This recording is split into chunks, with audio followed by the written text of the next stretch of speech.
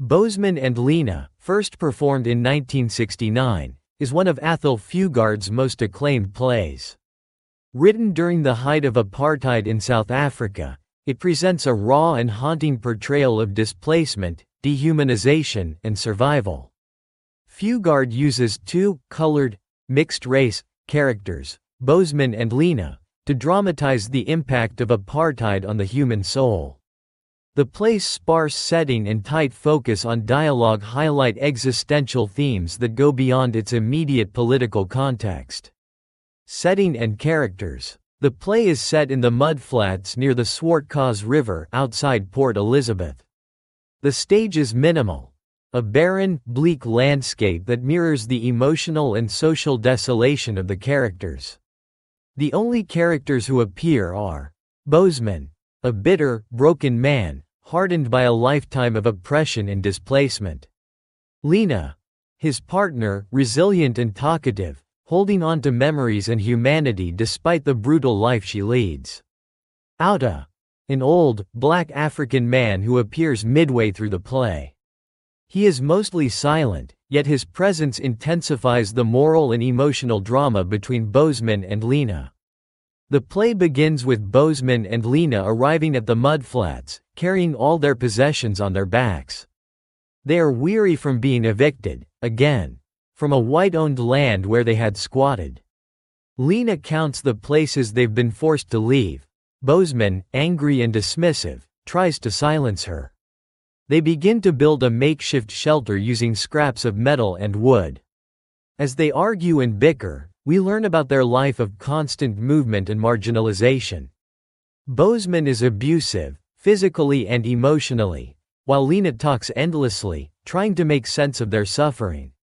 She clings to memories, questions their fate, and yearns for a past that had more dignity. Their routine is interrupted when an old man, Athol, enters the scene. He speaks no Afrikaans or English, and they cannot understand his language.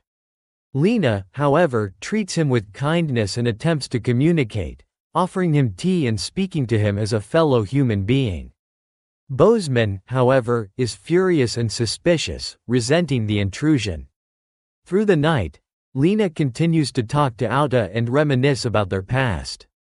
She tells stories of their evictions, the death of their child, and her dreams. Boesman, threatened by Lena's empathy and Athol's presence, lashes out. He eventually drives Athol away, or possibly kills him. It's left ambiguous.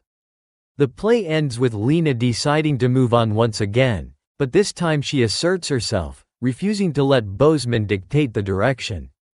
There's a subtle shift in power, as she claims her right to choose. Themes and analysis. 1. Apartheid and displacement. At its core, Boesman and Lena is a portrait of the cruelty of apartheid. The characters have no home, no identity papers, and no security.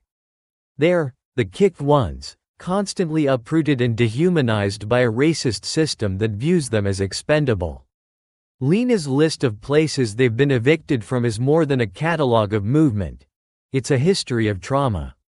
The dispossession of land parallels the dispossession of selfhood. Boesman and Lena are made to feel invisible, non-existent. 2. Dehumanization and resistance. Boesman internalizes the racism and oppression he's endured. He turns his rage and helplessness into violence against Lena, enacting the same abuse he's suffered from society. His brutality is not just about misogyny, it's about psychological collapse under a system that strips people of worth. Lena, on the other hand, resists this dehumanization. Her refusal to stay silent, her efforts to remember, and her empathy for Athol are acts of rebellion. By speaking, she asserts her existence. By caring for Athol, she upholds human dignity, even when she receives none. 3. Existentialism and the human condition. While deeply political, the play also operates on an existential level. Boesman and Lena are like Beckett's tramps in Waiting for Godot, dislocated, alienated, and questioning the meaning of life. The barren landscape becomes a metaphor for spiritual emptiness. Lena's endless questions: why do we suffer? Where do we go? Why are we here? Echo existential concerns. Her insistence on remembering and connecting contrasts with Boesman's nihilism. The difference in how they respond to suffering defines their moral and emotional trajectories. 4. Language and communication. Fugard uses language as a tool of both oppression and resistance. Boesman uses words to dominate and wound. Lena uses words to explore, reflect, and survive. Her dialogue, often a monologue, becomes a form of self-healing. Auta's silence is also significant. It represents the voicelessness of the most marginalized. Language barriers, between Auta and the others, and even between Boesman and Lena, underscore isolation and fragmentation. Yet Lena's attempts to communicate with Auta show that humanity can transcend words. 5. Gender dynamics and emotional survival. The play also explores gendered survival under oppression. Lena, as a woman, experiences a double marginalization. Yet she emerges as the emotional and moral center of the play. Her endurance, memory, and compassion contrast sharply with Boesman's bitterness and violence. By the end of the play, Lena begins to reclaim power, not by dominating but by choosing.